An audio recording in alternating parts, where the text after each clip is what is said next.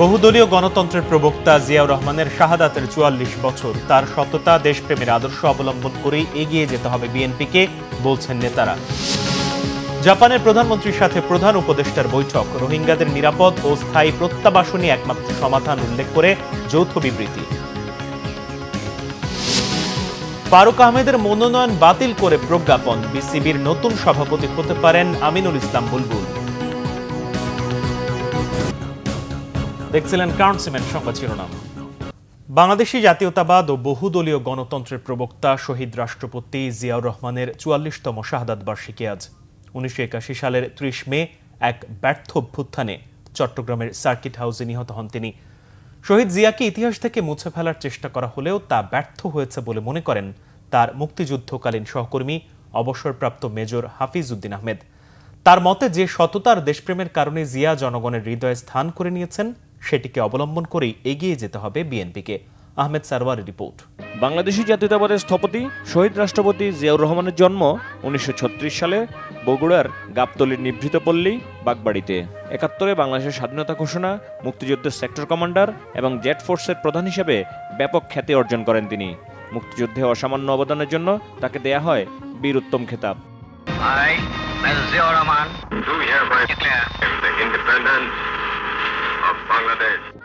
১৯৭৫-এর ৭ November সিপাহী জনতার বিপ্লবের মধ্য দিয়ে বাংলাদেশের রাষ্ট্র ক্ষমতার দৃশ্যপটে আবির্ভূত হন জিয়াউর রহমান।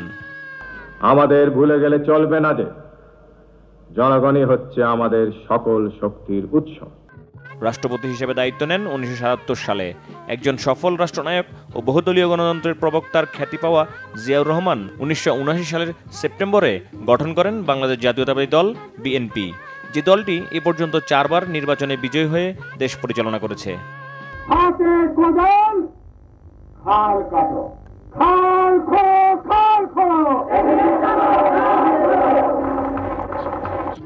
১৯ দফা কর্মসূচি দিয়ে দেশে উন্নয়ন ও উৎপাদনের রাজনীতিকে এগিয়ে নেওয়ার এক নতুন অভিযাত্রার সূচনা করেন তিনি।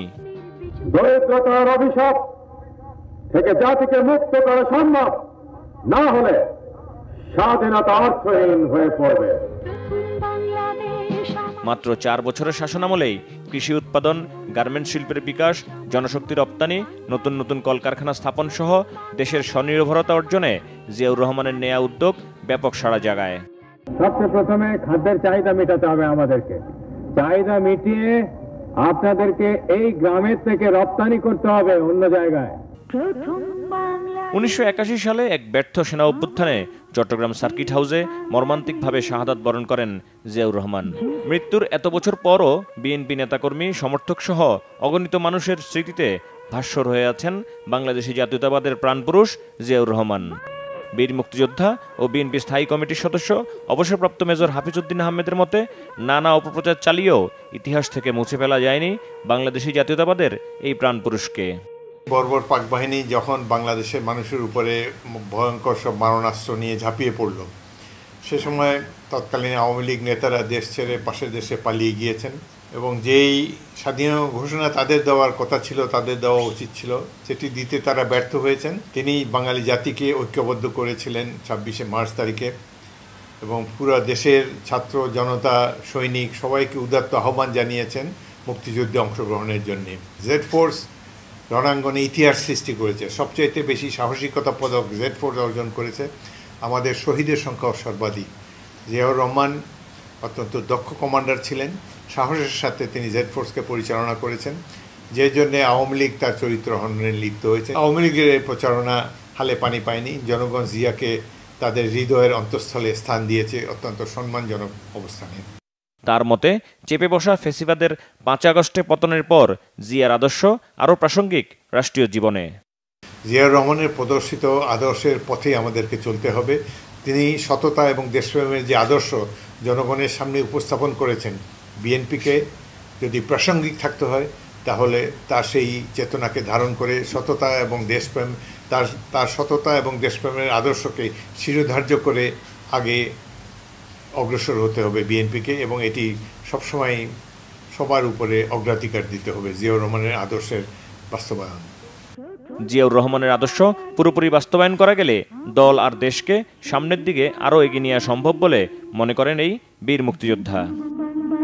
আহমেদ সরওয়ার, বাংলা ভিশন, ঢাকা। জাপানের প্রধানমন্ত্রী শিগেরু ইশিবার সঙ্গে দ্বিপাক্ষিক বৈঠক করেছেন প্রধান উপদেষ্টা ডক্টর মোহাম্মদ ইউনূস। উন্মুক্ত ইন্দো প্যাসিফিকে বাংলাদেশের সমর্থন ব্যক্ত করেছেন প্রধান উপদেষ্টা। যৌথ বিবৃতিতে রোহিঙ্গাদের স্থায়ী ও নিরাপদ প্রত্যাবাসনই একমাত্র সমাধান বলে উল্লেখ করা হয়েছে। বৈঠকে বিভিন্ন খাতে দুদেশের মধ্যে চলমান সহযোগিতা আরও প্রসারিত করতে জাপানের প্রধানমন্ত্রী শিগেরু ইশিবারকে আহ্বান জানান প্রধান উপদেষ্টা। বৈঠকের আগে স্থানীয় সময় 11:30টায় জাপানের প্রধানমন্ত্রীর কার্যালয়ে পৌঁছালে বাংলাদেশের প্রধান উপদেষ্টাকে গার্ড অব অনার দেয়া হয়। জাপানের প্রধানমন্ত্রীর সঙ্গে সাক্ষাৎ শেষে প্রধান উপদেষ্টা ব্যবসায়ী প্রতিনিধিদের সংগঠন জেট্রোর সঙ্গে বৈঠক করার কথা রয়েছে। সন্ধ্যা 6:30টায় তিনি জাপানের সোকাই ইউনিভার্সিটি থেকে প্রধান উপদেষ্টা অনারারি ডক্টরেট ডিগ্রি গ্রহণ করবেন। এছাড়াও প্রধান উপদেষ্টা প্রফেসর মোহাম্মদ ইউনূস বাংলাদেশ দূতাবাসের আয়োজনে জাপান প্রবাসী বাংলাদেশি কমিউনিটির সঙ্গেও বৈঠক করবেন। এই পর্যন্ত যতগুলো আলোচনা হয়েছে সবগুলোই নানা ইতিবাচক বিষয় নিয়ে আলোচনা হয়েছে। গতকাল জাইকার প্রধানের সাথে আলোচনা হয়েছে। সেখানে আপনারা দেখেছেন যে জাইকা কিন্তু বাংলাদেশের অন্যতম দাতা সংস্থা। অনগোয়িং যে প্রকল্পগুলো আছে সেগুলোতে সহযোগিতার বিষয়গুলো আলোচনা হয়েছে, বিশেষ করে মাতার বাড়ি নিয়ে। এবং এছাড়াও আরো নতুন করে কোনো সহযোগিতা করা যায় কিনা সেগুলো নিয়ে আলোচনা হয়েছে। যেমন ডিপ সি ফিশিং এর একটা বিষয় আলোচনা এসেছে। বাংলাদেশ কখনো আসলে এই বিষয়টা নিয়ে আন্তর্জাতিক কোনো সংস্থার কোনো সহযোগিতা চায়নি, কারণ আমাদের সমুদ্র সীমায় আমরা মনে করি যে প্রচুর মৎস্য সম্পদ আছে, যেগুলো আমাদের দেশের মৎস্যজীবীরা তারা ঠিক সেভাবে আহরণ করতে পারে না। আন্তর্জাতিক প্রসঙ্গ। যুক্তরাষ্ট্রের ফেডারেল আদালতের স্থগিতাদেশের 24 ঘন্টা না যেতেই বিতর্কিত শুল্ক নীতি পুনর্বহাল করেছে আপিল বিভাগ। ফলে বহাল থাকলেও যুক্তরাষ্ট্রে রপ্তানি করা পণ্যে বাড়তি শুল্কের বোঝা। এতে আবারও অনিশ্চয়তার আশঙ্কায় পড়েছে বৈশ্বিক পুঁজিবাজার। দুটি মামলায় বাণিজ্য আদালতের 3 সদস্যের বেঞ্চ ট্রাম্পের বিতর্কিত বাণিজ্য নীতি স্থগিত করার পরদিন বৃহস্পতিবারই পরিস্থিতি পাল্টে যায়। হোয়াইট হাউসের আপিলের ধারাবাহিকতায় ওই স্থগিতাদেশ প্রত্যাহার হয়। ওয়াশিংটনের ফেডারেল সার্কিট আপিল কোর্ট জানিয়েছে, আপাতত অস্থায়ী সময়ের জন্য নিম্ন আদালতের স্থগিতাদেশ কার্যকর করা যাবে না। মামলার বাদীদের 5 জনের মধ্যে আর ট্রাম্প প্রশাসনকে 9 জনের মধ্যে জবাব দিতে বলেছে আপিল বিভাগ।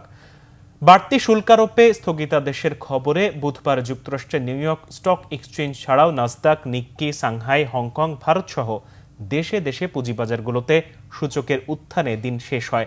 পরদিন বিতর্কিত শুল্কারোপ আবার পুনর্বহাল হওয়ায় পুঁজিবাজারে নেতিবাচক প্রভাব পড়ার আশঙ্কা করছেন বিশ্লেষকরা। গত 2 এপ্রিল বিশ্বের প্রায় সব দেশের ওপর উচ্চ হারে আমদানি শুল্কারোপ করেন ট্রাম্প। বাণিজ্য ঘাটতিকে কারণ দেখিয়ে চীনের মতো কোনো দেশের ওপর মাত্রাতিরিক্ত হারে শুল্কারোপ করা হয়। বিশ্ববাজারে চরম অস্থিতিশীল পরিস্থিতি তৈরি হয় এতে। সবকিছু ঠিক থাকলে আজই বিসিবির নতুন সভাপতি পদে আসীন হতে যাচ্ছেন জাতীয় দলের সাবেক অধিনায়ক ও টেস্টে বাংলাদেশের প্রথম সেঞ্চুরিয়ান আমিনুল ইসলাম বুলবুল। বোর্ড সূত্রে জানা গেছে, বিকাল 4:30টায় বোর্ড পরিচালনা পর্ষদের সভায় এই সিদ্ধান্ত নেওয়া হবে। গত 5 আগস্টের পর ফারুক আহমেদকে বিসিবি সভাপতির দায়িত্ব দেয় অন্তর্বর্তীকালীন সরকার, কিন্তু সাম্প্রতিক সময় নানা বিতর্ক জন্ম দিয়ে বোর্ড পরিচালকদের রোষানলে পড়েন ফারুক। তার পদত্যাগের দাবি ওঠে। ফারুক পদত্যাগে রাজি না হয় বৃহস্পতিবার বিকালে বিসিবির 8 পরিচালক তার প্রতি অনাস্থা জ্ঞাপন করেন। কয়েক ঘন্টার মধ্যেই এনএসসির পক্ষ থেকে বিসিবিতে তার মনোনয়ন বাতিলের চিঠি পাঠানো হয়। পরে আরও একটি চিঠি পাঠানো হয়, তাতে এনএসসির নির্ধারিত 5 মনোনীত কাউন্সিলরের মধ্যে ফারুকের মনোনয়ন বাতিল করে আমিনুল ইসলাম বুলবুলকে মনোনয়ন দেওয়ার কথা জানানো হয়। বিসিবি নির্ভরযোগ্য সূত্র আরও জানায়, আজ বিকাল 4:30টায় ফারুককে ছাড়াই নতুন পরিচালক পর্ষদের সভা হবে। অন্যতম পরিচালক নাজমুল আবেদিন ফাহিমের সভাপতিত্বে সে সভাপতিতেই বুলবুলকে নতুন বোর্ড পরিচালক হিসেবে গ্রহণ করা হবে। এরপর হবে নতুন সভাপতি নির্বাচন। সূত্রের দাবি, বুলবুল নির্বাচন করবেন এবং সর্বসম্মতিক্রমে নতুন বিসিবি সভাপতি হিসেবে নির্বাচিত হয়ে যাবেন। বিসিবির পরবর্তী নির্বাচনের আগে 4 মাসের জন্য দায়িত্বপ্রাপ্ত হবেন বুলবুল। এই ছিল এখনকার মতো। পরের সংবাদ বেলা 11টায়। এছাড়া বাংলা ভিশন সংবাদ ও সংবাদ সংশ্লিষ্ট অনুষ্ঠান দেখতে ভিজিট করুন www.bvnews24.com ও facebook.com/banglavisionnews এবং সাবস্ক্রাইব করুন youtube.com/banglavisionnews। ধন্যবাদ।